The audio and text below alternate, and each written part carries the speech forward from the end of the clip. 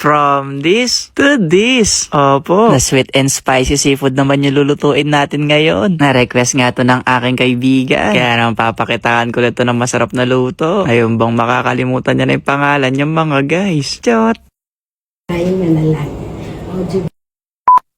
Ang dami kong handala ngayon. Nahinire na kasi ako bilang chef dito sa may malaking bahay. Baka masana itong may-ari dito mga guys. Hanap-hanapin yung luto ko.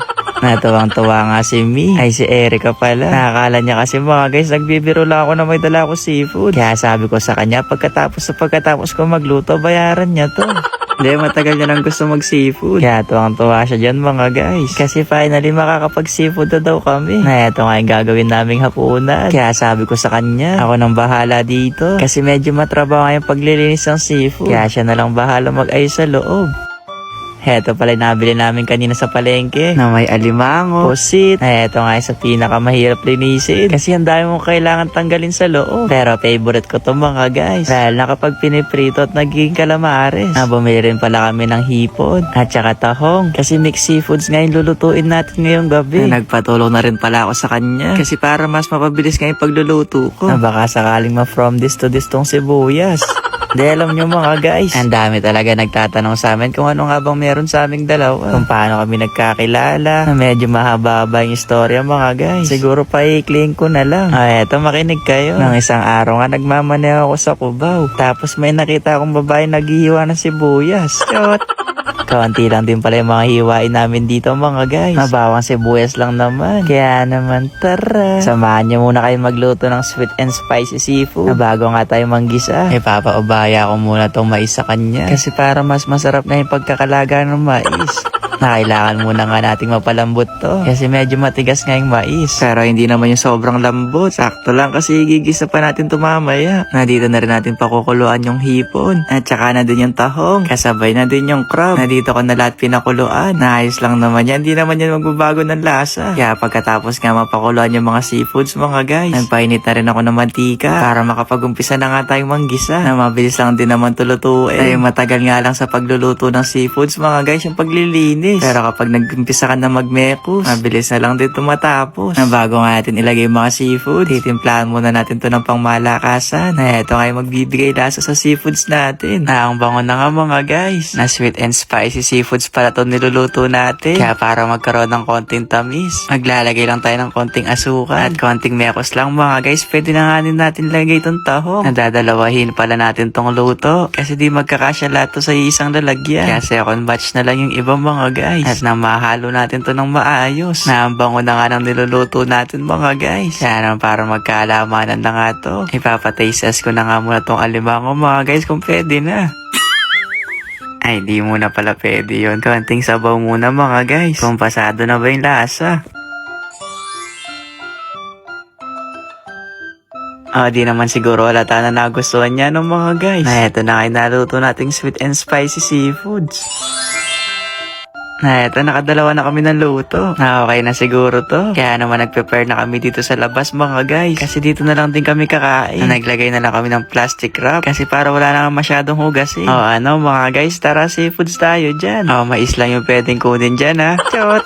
De, tara na, kain na tayo. Hindi ka pa nga naghahapunan. Pumunta ka na lang siguro dito. Dito ka na kumain. Kaya naman tinawag ko na nga yung mga kasama ko dito. Para naman sabay-sabay na nga kayong makakain mga guys. At makapagpasalamat na rin. Kasi makakakain nga tayo ng seafoods ngayon. Sarap nga nito mga guys. Sino nagluto? Makakarami yata tayo ng kain ngayon kahit gabi na. Pati nga yung mga kasama ko dito nag-enjoy din. Kasi promise masarap talaga. Walang pambobola. Kaya naman tara na, kain na tayo dito. Sige na mga guys, hanggang dito na lang ha. Basta ayun lang. Bye-bye!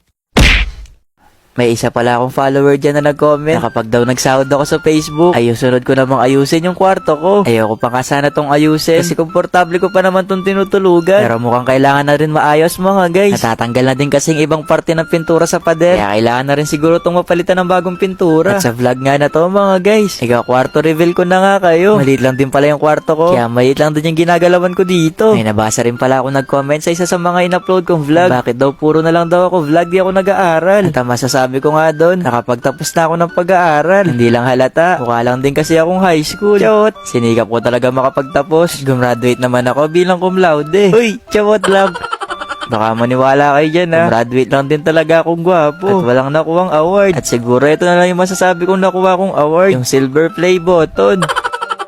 Pero legit talaga yung saya ko noon mga guys nung nakuha ko tong award na to. Nagtatatalon ako sa tuwa noon. Pero siguro kapag nakuha ko naman yung gold baka magtatumbling na ako noon. Ang ganda rin kasi ng award na to. Para ka din talaga pumasa ng board exam. Cute. May nakalagay din kasi for passing 100,000 subscribers. Pero balik na natin to. Baka magasgas pa. Balikan na natin yung kwarto ko na ipapaayos. Maliit lang din talaga tong kwarto. Sakto lang din talaga sa pang isang tao. Lalakihan ko na lang siguro sa susunod yung kwarto kapag may asawa na ako. Cute.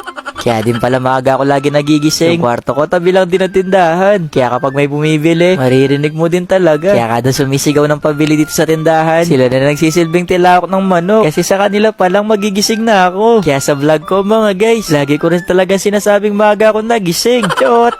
Bago pala ako bumili ng mga materialis na gagamitin, inayos ko na nga muna tong higaan ko para di sila maalikabukan. Kapag kasi may pumasok dyan na alikabok sa unan, panigurado bukas lang din. Meron na akong pimple sa muka. Yung palang hinihigaan ko ngayon, recycle ko lang din yan. Wala kasi akong kama nun. Kaya itong mga upuan ni mama sa sala, ginawa ko na lang din patungan para magkaroon ako ng kama.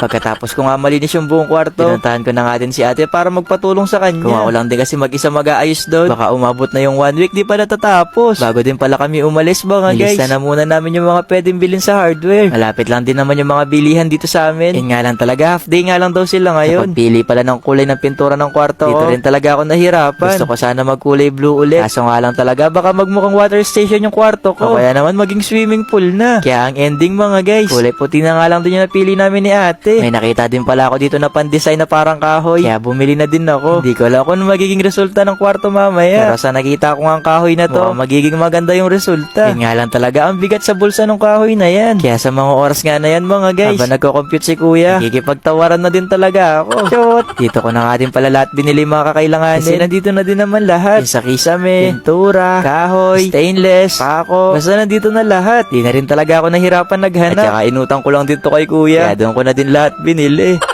Pagka-uwi ko nga, sinukat ko doon yung sa taas para matansya ko yung sa kisame. Ay di pala ako yung gagawa dito. Nagpatulong pala ako kay Boss Gerald para siya na doon yung maglagay ng kisame. Di rin kasi talaga ako marunong maglagay ng kisame mga guys. Baka kasi kapag ako yung naglagay dyan, baka bukas lang din mahulog yan. Marami din palang proseso sa paglalagay ng kisame. Akala ko kasi dinidikit lang. Katulad nga nito, kailangan muna pala lagyan ng stainless sa taas. At etong stainless nga, ito yung magsisilbing lock niya o magiging kapit ng kisame. Bali mamaya lang din, dyan na ididikit yung kisame.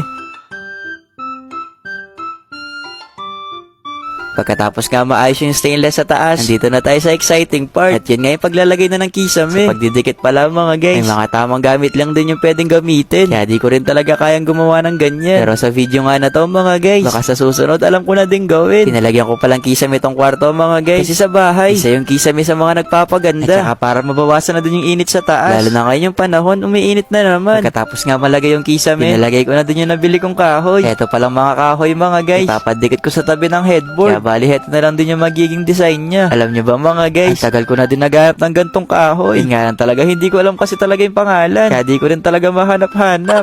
Kaya kaninang nasa hardware, buti na lang nagpakita siya. Yung trabaho ko muna pala dito mga guys, helper. Tinutulungan ko nga si Boss Gerald para mas mapabilis yung trabaho. Tinatakpan ko na nga din pala yung salamin sa taas para wala na rin ako masyado naririnig ng pabili. Cute! Tinatakpan ko na mga guys para mas maganda rin talaga yung kalalabasan niya. Feeling ko kasi hindi rin siya ganun kaganda kung magiging kalahati lang. Kaya pinabuo ko na lang din. Sa mga oras nga na yan mga guys, natutuwa ako. Kasi naging maganda naman yung kinalabasan. Ito pa nga lang yung nalalagay. Pero parang ang laki na ng bago kumpara dun sa kwarto kanina. Sobrang excited na ako sa magiging kalalabasan nito mga guys. Pero marami pa tong aayusin. Kaya malamang bukas na din itong matatapos. Kaya bukas ko na lang din kayo i-update. Ayun lang. Bye-bye!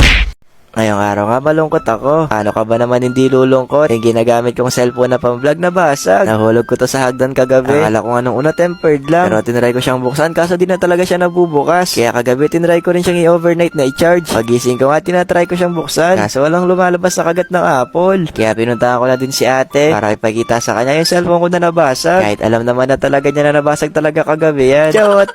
Ang ginagamit ko palang pang vlog ngayon yung kay ate. Hiniram ko yung cellphone niya. Kasi magpapatulong na lang ako sa kanya bumili ng bagong cellphone. Magkakommute lang din pala kami ni ate. Lalo na coding yung sasakyan. Nagpahatid na nga lang din pala kami kay papa sa sakayan ng bus. Kaya ako pa nga sana mag-upgrade ng bagong cellphone. Kaso nga lang yung cellphone ko na nasira. Kaya no choice din talaga ako kung hindi bumili ng bago. At alam nyo na din siguro kung saan ako lagi bumibili ng cellphone. Yan lang din kasi talaga yung trusted na binibilihan ko. Kaya kahit malayo pinupuntahan ko talaga. Pagkatapos pala namin makasakay ng bus, sunod nga namin sasakyan yung LRT. Wala nga masyadong tao ngayon. Kaya swerte namin ni ate sa buong biyahe nakaupo kami. Pero bago nga kami bumili ng cellphone, bumaba na muna kami sa Quiapo Church para makapagsimba. Kapag pala napapadpad kami ni ate sa Manila at meron pa namang oras, dumadalo kami sa Quiapo Church. At pagkatapos nga namin makapagsimba, isang sakay ulit sa bus para dun sa bilihan ng cellphone. Medyo malayo siya. Pero kung nandito ka na lang din sa Manila, isang sakay na lang. Pero bago nga kami bumili ng cellphone, yung mga bulati ko sa tiyan nagrereklamo na. Bago daw ako bumili ng cellphone, pakainin ko muna sila. Chot! Di rin kasi kami nakakain sa bahay. Kaya dito na din kami kumain. Binilisan na nga namin ni ate sa pagkain. Baka sa sobrang tagal namin, nagsara yung Green Hills. Na-memorize ko na nga dito sa Green Hills. At ito na nga yung tamang daan kung saan ako bumibili. Pagdating ko nga kay ate, sabi ko nasira yung cellphone ko. And explain ko nga yung nangyari. Pero yung maganda daw sa binili ko sa kanya, may warranty pa naman daw yun. Kaya pwede ko pang ipagawa sa Apple. Kaya sabi ko sa kanya, ipapagawa ko na lang. Pero may tinuturo nga siya dyan. May bagong dating nga daw ngayon yung iPhone 15 Pro Max. 1TB pa. Dumating nga daw to noong October 20. Saktong-sakto nga daw kasi nasira yung cellphone ko. Sabi ko naman sa kanya, saktong-sakto lang din yung budget ko. Yung budget ko ngayon dito, pambili lang ng iPhone 5. Budget ko pa naman din, pang ano lang, iPhone 5. Ang tayo pala nagtatanong kung original ba yung mga iPhone nila dito sa HD Gadgets. Trusted ko na nga tong shop na to. Kaya masasabi kong original lahat ng mga iPhone dito. Kapag brand new pala yung nabili mo dito, pwede mong i-search yung code nila sa likod. At makikita mo din na hindi pa talaga to nagagamit. At kapag nabukas mo na to, lalabas na din dyan kung kailan mo siya binili. At gaya nga nang nangyari sa cellphone ko, kapag di na siya na-open, within 1 year meron naman siyang warranty. Kahit sa Apple Store daw, pwede mo siyang ipagawa. Pero bilhin ko na daw tong iPhone 15 Pro Max niya. Lalo na alam daw niya na kailangan ko pa ng storage. Pinili ko na nga tong iPhone. At dito ko na rin mismo i-unbox yung cellphone. Kasi kung sa bahay ko pa to bubuksan, baka yung sa loob, it's a prank lang. Chot! Sobrang ganda na nga ng bago kong cellphone. Iba na din yung charger niya kumpara sa dati kong cellphone. Type-C na yung charger niya. Hanipis lang din niya. Magaan lang din. Yun nga lang mabigat siya sa bulsa. Kapag pala hindi hello yung lumabas dyan, malalaman mo na local talaga yung cellphone. Lalo na kapag charot yung lumabas. Marami din pala silang cellphone na binibenta dito. Meron din second hand. Kung gusto mo naman i-upgrade yung cellphone mo, pwede rin dito. Kasi dati nag-upgrade lang din ako ng cellphone. Tinatry ko na nga tong bago kong camera. Sobrang liwanag nga nito. Sa sobrang liwanag, makikita mo din na wala kayong pag-asa ng crush mo. Chot! Ang dami nga ang freebies na binigay ni ate. Parang yata yung buong paninda niya gusto niya nang ibigay sa akin. Charot! Pero pwede din. Chawat ulit. Pero sobrang bait ni ate. Kaya sabi ko sa kanya kapag may kailangan ulit ako, babalik ako. Pero sana naman wag na ulit mahulog yung cellphone. Okay na ako mahulog sa'yo, basta wag lang yung cellphone. Chawat! Pagkatapos nga mabigay yung iPhone 15, nagpaalam na din ako kay ate kaso bigla niya akong tinawag. Akala ko nga nung una may naiwan pa akong freebie. And pala nakalimutan ko, di pa ako nakakapagbayad. Pagpasensyahan nyo na ako kasi makakalimutin talaga ako.